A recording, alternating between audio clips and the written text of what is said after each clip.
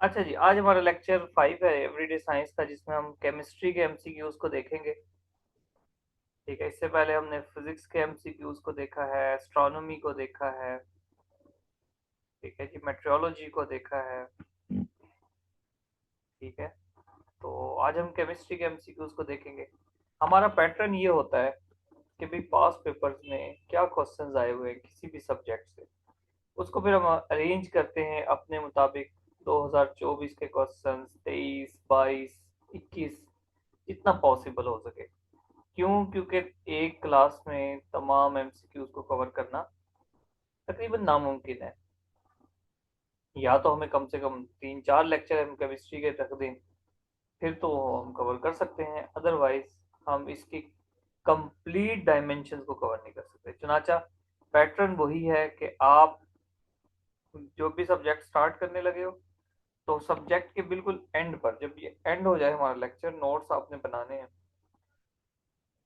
आप एक दो पेजेस कम से कम छोड़।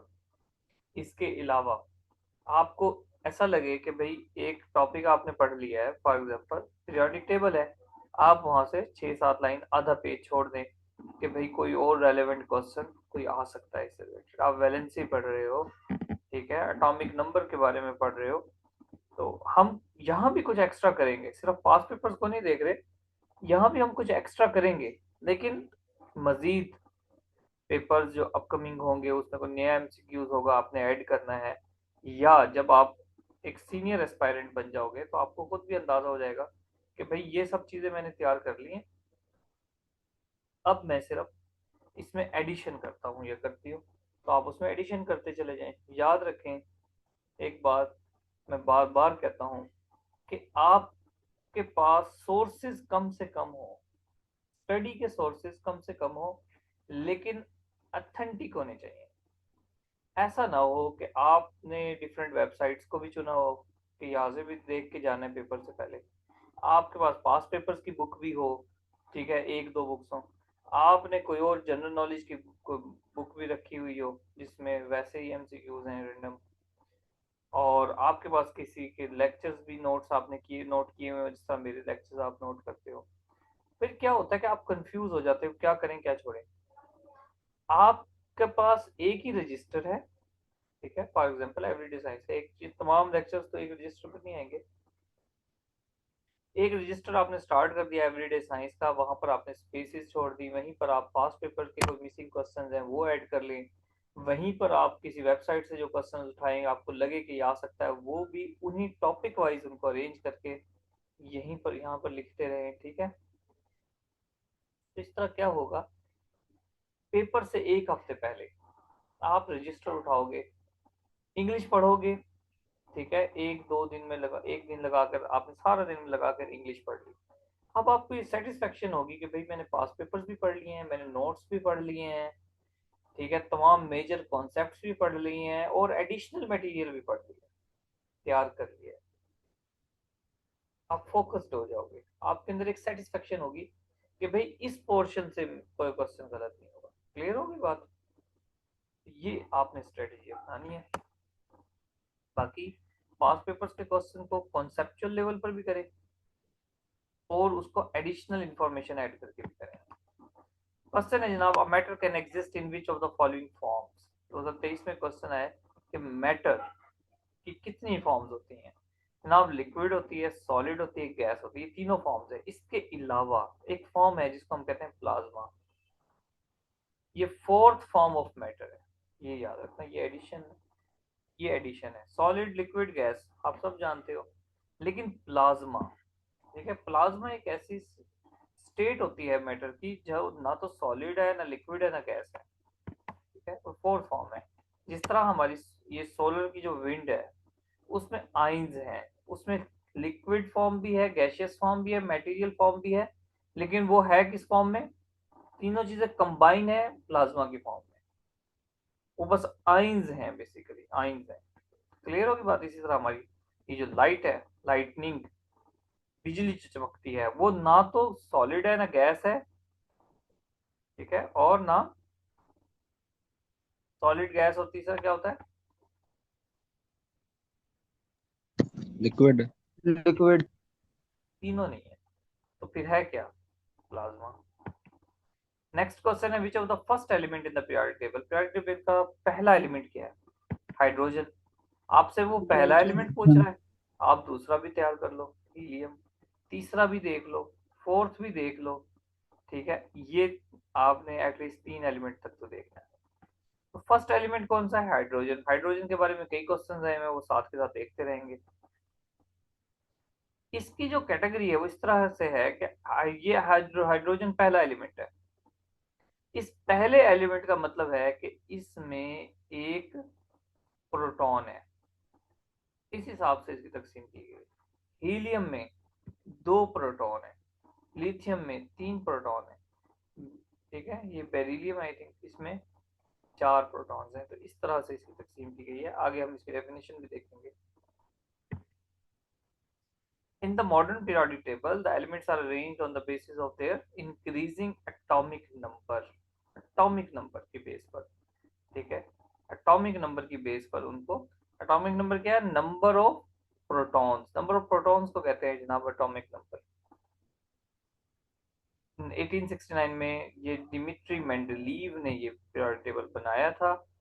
ठीक है, और उसने स्पेसिस भी रखी थी इस पीरियोडिक टेबल में कि कोई भाई ये एटॉमिक नंबर हैं। फॉर एग्जांपल सीरीज एक चलती आ रही है, दरमियान से एक मिस है, तो वो कहता है it needs to be discover, in future ये डिस्कवर होगा। और ऐसा ही हुआ, इसकी डेथ के बाद भी डिस्कवर होते चले गए एलिमेंट।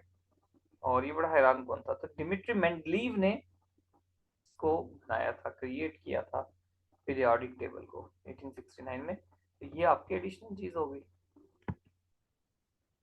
एक क्वेश्चन आया है जी, the study of structure of atom is known as atomic physics. ये फिजिक्स है, केमिस्ट्री नहीं है। Study of structure of atom, atom के स्ट्रक्चर की जो स्टडी है ना, वो एटॉमिक फिजिक्स कहलाती है, एटॉमिक केमिस्ट्री नहीं कहलाती, याद रखना, क्योंकि हम स्ट्रक्चर को स्टडी कर रहे हैं। 2024 में ये क्वेश्चन आया। पीरियोडिक टेबल को हम दोबारा देखते हैं। सबसे पहला एलिमेंट हाइड्रोजन है। और अब बात ये है कि इसका एक खास कलर है यहाँ पर, ये जो दिया हुआ है ये नॉन मेटल्स है। और अब यहाँ पर पीरियोडिक टेबल में देखें नॉन मेटल कौन सी है? Boron, carbon, nitrogen, oxygen, sulphur, ठीक है, सिलिकॉन, ये सब क्या है? ये नॉन मेटल है। तो सब यहाँ पर इसका मतलब जो हाइड्रोजन है वो नॉन मेटल है। अदर नॉन नॉन मेटल्स बहुत सारी है। ये देखें आप, ये नोबल गैसेस हैं, ये भी तो नॉन मेटल है, लेकिन इसको हम नोबल गैसेस कहते हैं। ठीक है, इनको नोबल गैसेस कहते हैं। नोबल गैसेस क्यों कहते हैं, ये इंपॉर्टेंट है। क्यों? क्योंकि ये किसी के साथ रिएक्ट नहीं करते। आगे हम पढ़ेंगे वैलेंसी वाले में। ये किसी के साथ रिएक्ट नहीं करते क्योंकि इसका जो आखिरी शेल है ना वो कंप्लीट होता है। हीलियम में 2 है। ठीक है, हीलियम में 2 प्रोटॉन्स 2 न्यूट्रॉन्स होते हैं, 2 इलेक्ट्रॉन्स हैं इसके आखिरी शेल में।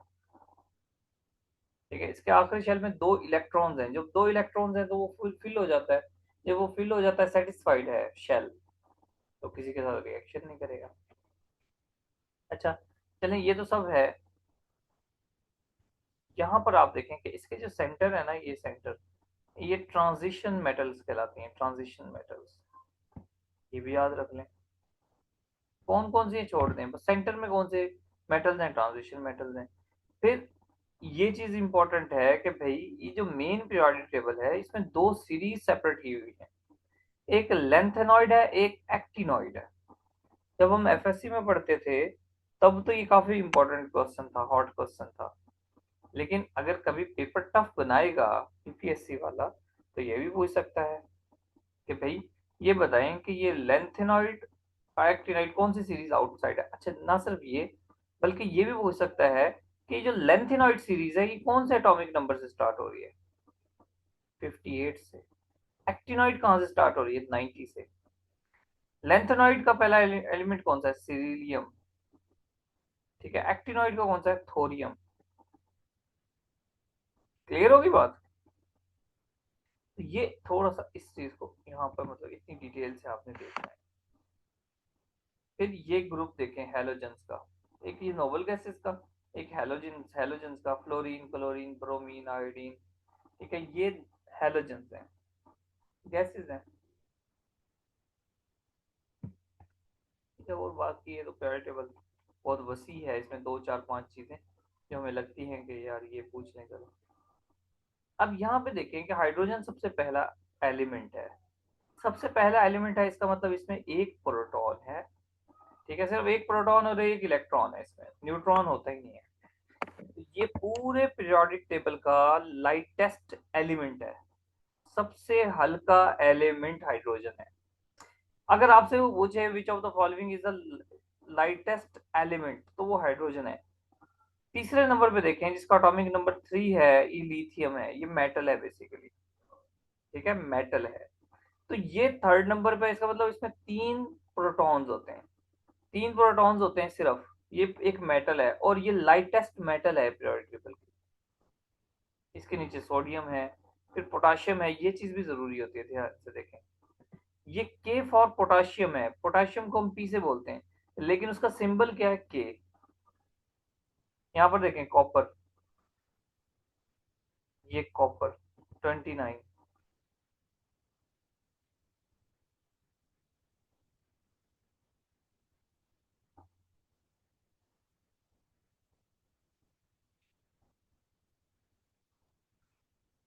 ए जी नजर आ रहा है सोडियम आपको, भी। ए जी,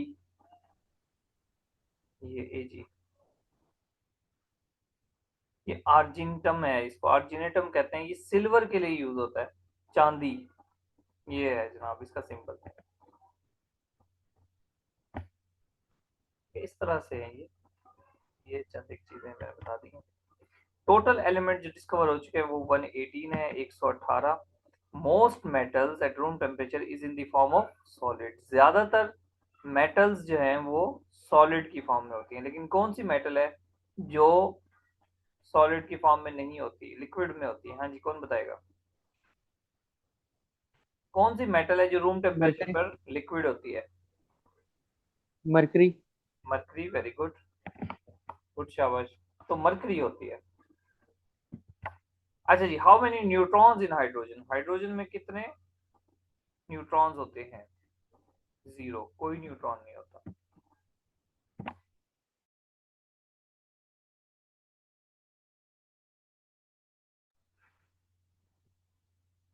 इसमें एक प्रोटॉन होता है, एक इलेक्ट्रॉन होता है, बस, कोई न्यूट्रॉन नहीं होता। देखो, न्यूट्रॉन जो है वो इसके मास में इजाफा करता है, किसी भी एलिमेंट के मास में इजाफा करता है। न्यूट्रॉन पे कोई चार्ज नहीं होता, नो चार्ज।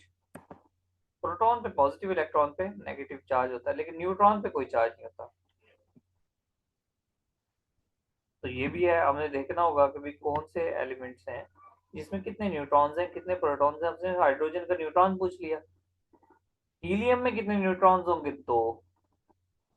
जनरली क्या होता है कि जितने प्रोटॉन्स होते हैं उतने ही न्यूट्रॉन्स होते हैं। ठीक है, जितने प्रोटॉन्स होते हैं, नहीं, जितने प्रोटॉन्स होते हैं उतने इलेक्ट्रॉन्स होते हैं। न्यूट्रॉन्स की तादाद डिफरेंट हो सकती है। ठीक है, न्यूट्रॉन्स की तादाद डिफरेंट हो सकती है। हाइड्रोजन, ठीक है, इस पर 1 पॉजिटिव चार्ज है, एक प्रोटॉन है, एक न्यूट्रॉन है।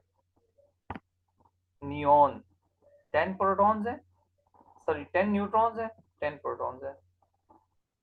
हीलियम में 2 न्यूट्रॉन है, 2 प्रोटॉन है। कार्बन में 6 न्यूट्रॉन है, 6 प्रोटॉन है।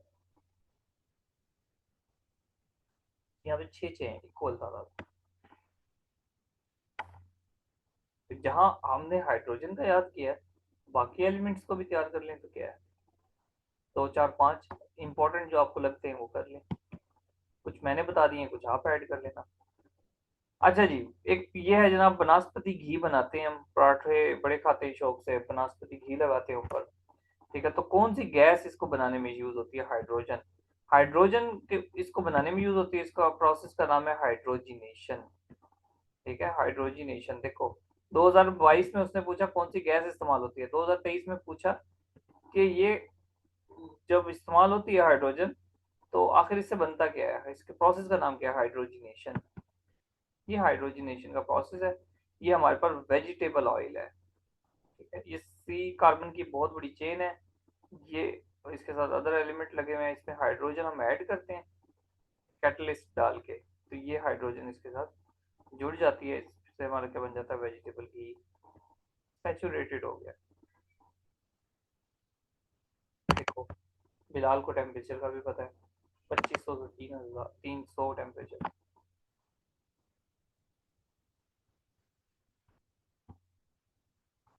अनसेचुरेटेड सैचुरेटेड में बन जाता है। अनसैचुरेटेड का मतलब होता है कि कोई चीज उसमें ऐड हो सकती है, कोई स्पेस है, और सैचुरेटेड का मतलब होता है वो स्पेसेस फिल है, सैचुरेट हो गया, सेटिस्फाई हो गया।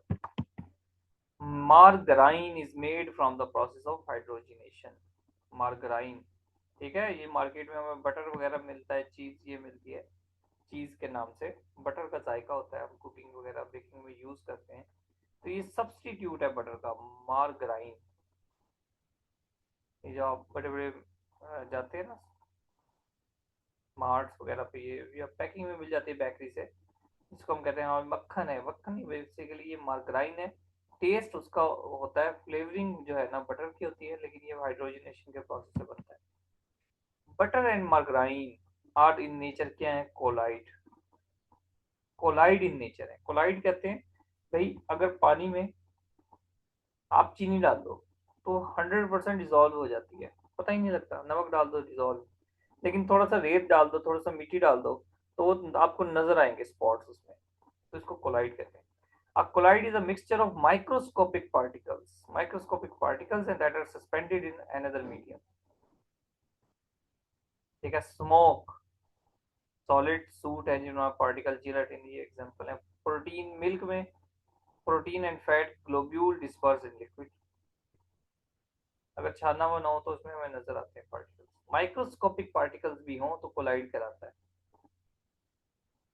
ठीक है, पानी का गिलास लेके उसमें बट्टे डाल दो तो वो कोलाइड नहीं होगा, माइक्रोस्कोपिक पार्टिकल्स होते हैं इसमें। Which element is most abundant in universe, hydrogen. दुनिया में सबसे ज्यादा, कायनात में सबसे ज्यादा अबंडेंट एलिमेंट कौन सा है, हाइड्रोजन। और यही कंबेस्टिबल गैस भी है हाइड्रोजन, इसको आग लग जाती है, तभी तो सूरज पे इतने बड़े धमाके होते हैं जोरदार। एटॉमिक नंबर क्या है हाइड्रोजन का, एक, हमने यही पढ़ी ना पर बात। गैसेस में कोई और कंबस्टिबल नहीं है? जी, गैसेस में कोई भी और और जलने के कंबस्टिबल काबिल होगी, नहीं है हाइड्रोजन के और अलावा? कंबस्टिबल होगी, लेकिन इन ऑप्शंस में तो है ना, इन ऑप्शंस को देखे ना आप। अच्छा।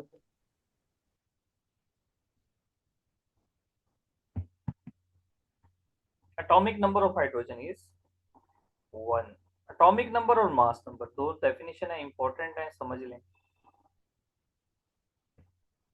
देखें एटॉमिक नंबर, नीचे देखें, इसका सिंबल है जेड। एटॉमिक नंबर का मतलब होता है कि नंबर ऑफ प्रोटॉन्स कितने हैं, अगर एक प्रोटॉन है तो एक एटॉमिक नंबर, दो प्रोटॉन है दो एटॉमिक नंबर।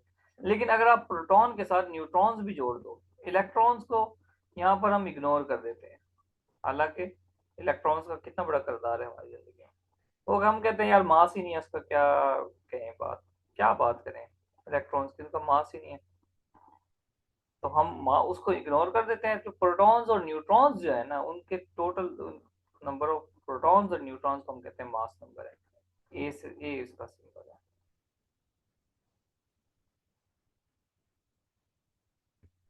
ठीक है, मास नंबर और प्रोटॉन, एटॉमिक नंबर क्या है, मास नंबर क्या, इंपॉर्टेंट डेफिनेशन बता दी आपको। तो आप कुछ एलिमेंट्स के ये याद कर लें, हाइड्रोजन का एक एटॉमिक नंबर है, हीलियम के दो हैं, कार्बन के 6 है, ऑक्सीजन का 8 है, गोल्ड ए यू, ये सिंबल याद रख लें। ए यू मेरे ख्याल से ऑर्निथियम और इस तरह का कुछ बनता है, तो हमें पता नहीं लगता कि ये गोल्ड का सिंबल है, ये याद रख लें। ठीक है, इसका एटॉमिक नंबर है, ये याद करने की जरूरत नहीं, बस ये इस तरह सल्फर है, क्लोरीन, पोटेशियम, इनके देख लें।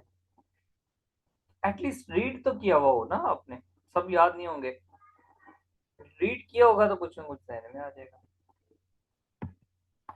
सी U is the symbol of which element of periodic table, copper. देखें ये पूछा हुआ है उसने, तो आप थोड़ा सा वैसे देख लें।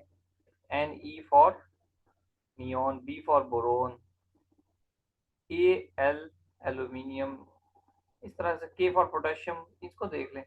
पोटेशियम को देखना जरूरी है क्योंकि पोटेशियम P से बनता है और सिंबल किससे है, A, K से। क्लियर होगी बात? तो 2 4 5 ये देख लें। सोडियम को देख लें लाजमी, ये Na है सिंबल, और नाम क्या है इसका, सोडियम।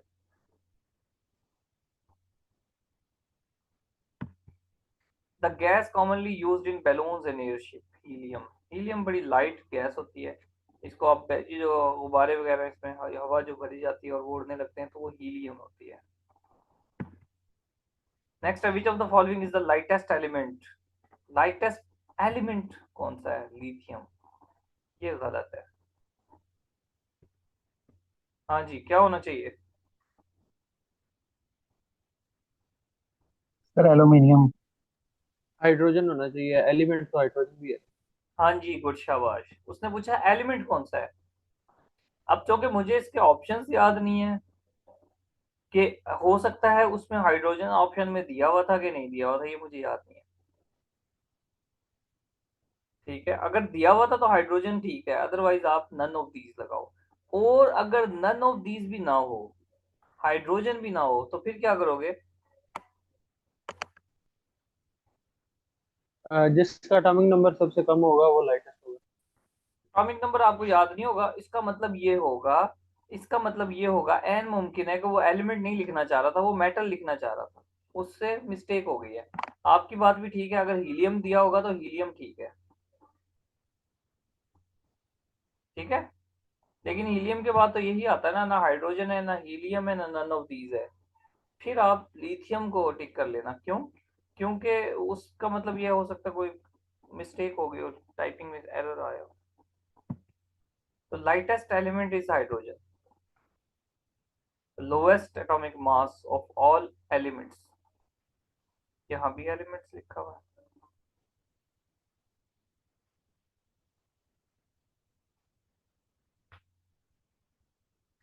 यहाँ एलिमेंट्स क्यों लिखा हुआ है? हाँ ठीक है, सॉरी, ये हाइड्रोजन की बात कर रहा है ना, लिथियम की नहीं कर रहा। तो लिथियम मेटल है, मेटल में लाइटेस्ट लिथियम है और एलिमेंट्स में हाइड्रोजन है। नेक्स्ट है जनाब, 2024 में ये क्वेश्चन आया हुआ, which gas can be accumulated in poorly ventilated buildings. कोई जो बिल्डिंग्स हैं जिसमें खिड़कियां वगैरह नहीं होती, तो वहां पर कौन सी गैस इकट्ठी हो जाती है? रेडोन। ठीक है, ये रेडोन गैस है, ये हमारे पानी वगैरह में इस तरह होती है और वहां पर फिर वो इकट्ठी हो के रेडिएशन वगैरह के साथ, मतलब इसका एग्जिट नहीं होता तो रेडोन इकट्ठी हो जाती है बाहर। नेक्स्ट है, देखिए ये सारा पीरियोडिक टेबल है, पीरियोडिक टेबल के कौन कौन से एलिमेंट के बारे में पूछा गया है, इसको मैंने ये इस तरह से बात चल रही है। Most malleable metal, gold. Malleable का मतलब होता है आप किसी का इसको पतला कैसे बना सकते हो, उसको खींच कितना सकते हो। ठीक है, उसको मेलिएबल कहते हैं। Substance to be hammered and rolled, एक थिन शीट, कितनी थिन शीट बन सकती है इजीली या जिस तरह भी, उसको मेलिएबल कहते हैं। Element present in largest amount in human body, oxygen. Oxygen body में सबसे ज्यादा पाई जाती है, 65%। सेकंड है कार्बन, थर्ड है हाइड्रोजन। एटलीस्ट तीनों याद करो। ऑक्सीजन सबसे ज्यादा है, कार्बन उससे कम है, हाइड्रोजन उससे भी कम है। HCO कर लो या OCH कर लो। ठीक है, these four elements make up the 96.2% of your body weight। Nitrogen को भी मिला लो तो ये 96% हमारी बॉडी यही है। हम जो भी फूड खाते हैं उसमें यही तो चीजें होती है ना, ऑक्सीजन होती है, कार्बन, हाइड्रोजन वगैरह ये सब चीजें होती हैं। पानी पीते हैं तो उसमें ऑक्सीजन हाइड्रोजन है, प्रोटीन्स खाते हैं, कार्बोहाइड्रेट्स खा रहे हैं, वो सारी उसमें कार्बन हाइड्रोजन होते हैं। वन सेकंड, पिक्चर भी है।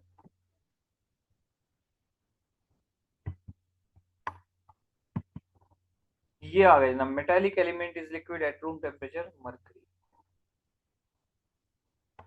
Mercury room temperature. Which element is liquid at room temperature, bromine.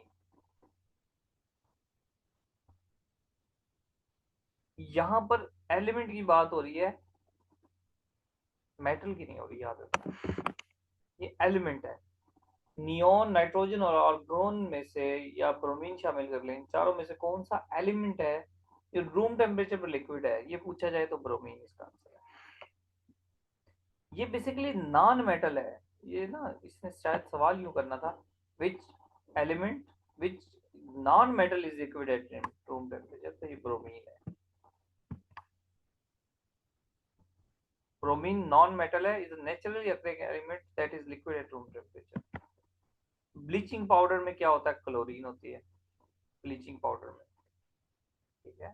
C A calcium, CaOH2 यानी कैल्शियम हाइड्रोक्साइड, क्लोरीन मिलाएंगे तो वाटर का मॉलिक्यूल प्रोड्यूस होगा, ब्लीचिंग पर ब्लीचिंग पाउडर बन जाएगा। नेक्स्ट है जनाब, वो पूछता है कि इलेक्ट्रिक बल्ब में कौन सा एलिमेंट होता है, टंगस्टन। ये जो है नजर आता था हमें, बल्ब आजकल तो वैसे नजर नहीं आते, तो इसमें टंगस्टन की तार डली होती है। इसकी रेजिस्टेंस मेरे ख्याल से ज्यादा होती है, रेजिस्टेंस ज्यादा होती है, इसलिए वो शाइनिंग करता है। टंगस्टन की हम वायर यूज करते हैं। Which gas is present in bulb, bulb में कौन सी गैस होती है, आर्गोन, ठीक है। आर्गोन गैस इसमें फिल करते हैं, जिससे इतना ज्यादा बल्ब चमकता है, ठीक है। बल्ब को आप तोड़ दो, शीशा तोड़ दो इसका थोड़ा सा, तो बस ये हल्का सा चमकता हुआ नजर आएगा, बाकी इसके को गैस वगैरह नजर नहीं आती, ठीक है। इसे कोई मतलब चमक, हल्की सी चमक हो जाती है सिर्फ टंगस्टन में, बाकी आर्गोन खत्म कर दो तो कोई चमक ही नहीं होती। The most abundant element in sea water, sea water में सबसे ज्यादा एलिमेंट कौन सा ज्यादा है, क्लोरीन ज्यादा है, ठीक है। क्लोरीन सबसे ज्यादा है, उसके बाद है सोडियम। बेसिकली ये सोडियम और क्लोराइड, सोडियम क्लोराइड ये साल्ट बन जाता है। तो 30% और 55%, टोटल जाके 96.5% वाटर इन्हीं दो का है, बाकी भी हैं इसमें मैग्नीशियम, कैल्शियम, पोटेशियम, सल्फेट वगैरह। वैलेंसी ध्यान से समझ लें। हाँ भाई, बोर तो नहीं हो रहे हो, परेशान तो नहीं हो गए हो, क्या बनेगा नहीं हमारा। नहीं सर।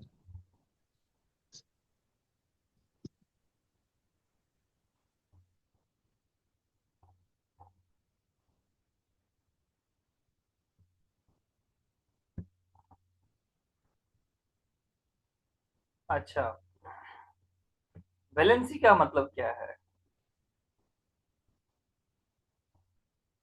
वैलेंसी का मतलब है कि combining capacity of an element with other element, एक एलिमेंट कितनी शादियां कर सकता है, ठीक है, उसको वैलेंसी कहते हैं। यानी कितने कितने एलिमेंट्स के साथ जुड़ सकता है, कितने एलिमेंट्स के साथ बॉन्ड बना सकता है, उसको वैलेंसी कहते हैं। ये जो बॉन्डिंग है, ये जो जुड़ना है किसी एलिमेंट का दूसरे एलिमेंट के साथ कोवलेंट बॉन्ड की सूरत में, वो डिपेंड करता है उसके आखिरी शेल में। ये उसका आखिरी शेल है, इसमें उसके पास 3 इलेक्ट्रॉन्स हैं, तो वो क्या करेगा, वो कहेगा यार मुझे जो ना, आप ऐसा करो 5 दे दो, अगर ये सेकंड शेल है तो वो 5 दे दो, मेरे 8 हो जाएंगे। वो कहता नहीं यार, तेरे पास पहले 3 है, मेरे पास 5 है, अपने 3 मुझे दे दे। तो ये वैलेंसी है। इलेक्ट्रॉन्स लेने की सलाहियत या इलेक्ट्रॉन्स देने की सलाहियत, इसको वैलेंसी कहते हैं। लेने की भी सलाहियत होती है, देने की भी सलाहियत, नेगेटिव और पॉजिटिव। अगर दे रहा है तो वो नेगेटिव है, अगर ले रहा है तो पॉजिटिव है।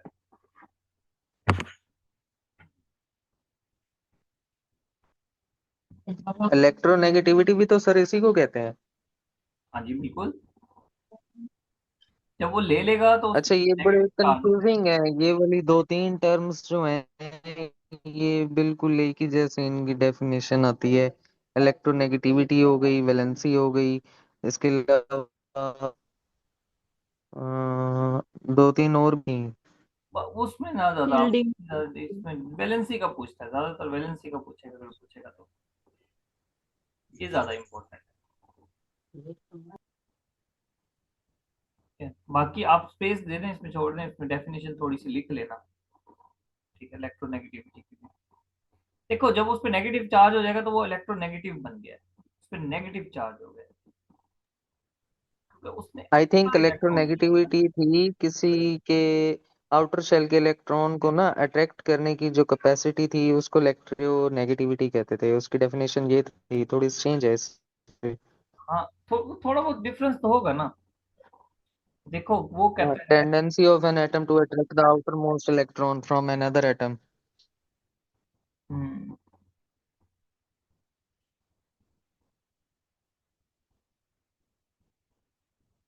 सही है।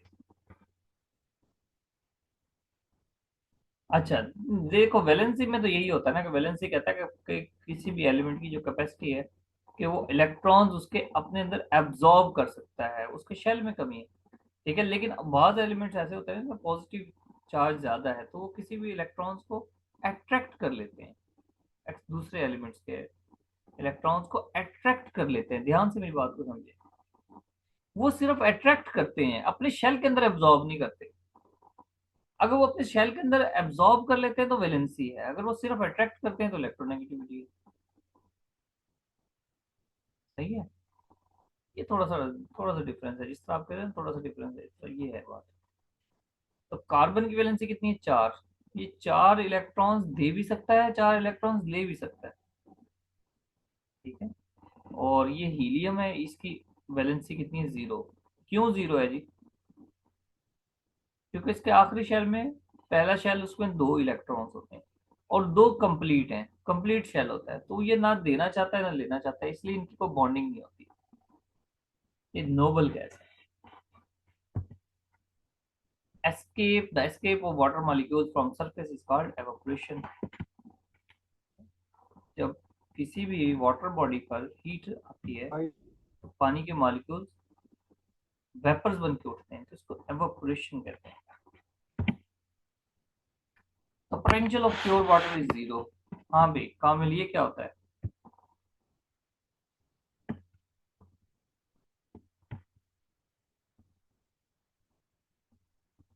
जी कामिल।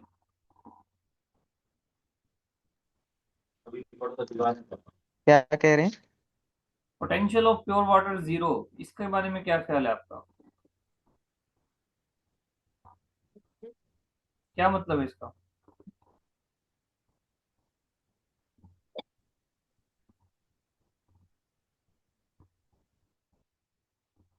प्योर वाटर का पोटेंशियल 0 होने से क्या मतलब है?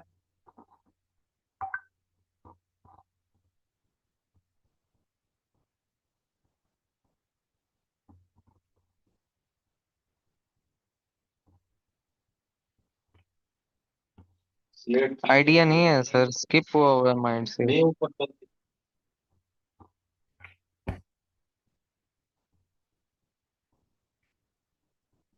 मेरे भी जहन में नहीं आ रहा अभी। ये तो बॉटनी में भी पढ़ा था। अच्छा, मुझे भी जहन में नहीं आ रहा कि इसका क्या मतलब है। हालांकि डायग्राम भी दी हुई है, प्योर वाटर है। मैं एक मिनट अभी बताता हूँ। देखो, देखो इसको क्लियर करके फिर आगे चलते हैं।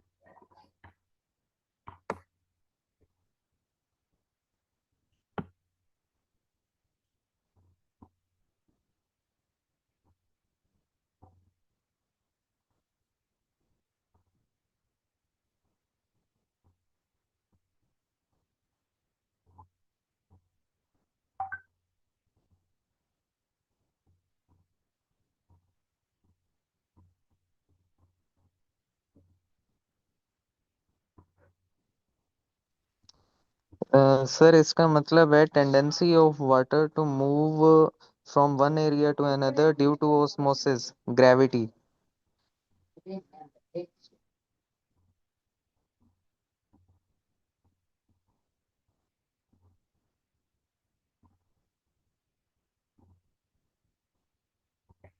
अच्छा, मेरे ख्याल से ना इसमें जो एब्जॉर्प्शन होती है, क्लास एंड होने वाली, आप दोबारा ज्वाइन कर लेना। इसमें जो एब्जॉर्प्शन होती है, जो कि जब ये प्योर वाटर है तो उसका पोटेंशियल जीरो है, क्योंकि वो मैक्सिमम पोटेंशियल है। ये जो जीरो पोटेंशियल होता है बेसिकली मैक्सिमम पोटेंशियल होता है एब्जॉर्ब करने का और डिसॉल्व करने का। जैसे ही आप एक गिलास में 1 चम्मच नमक डाल दोगे तो वो जो पोटेंशियल है उसका नेगेटिव में चला जाएगा, क्योंकि अब उसके अंदर ज्यादा साल्ट डिसॉल्व होने की पावर कम हो गई है। ठीक है, तो इस तरह से ये है, इस तरह की कोई चीज। अगर वो बिल्कुल प्योर है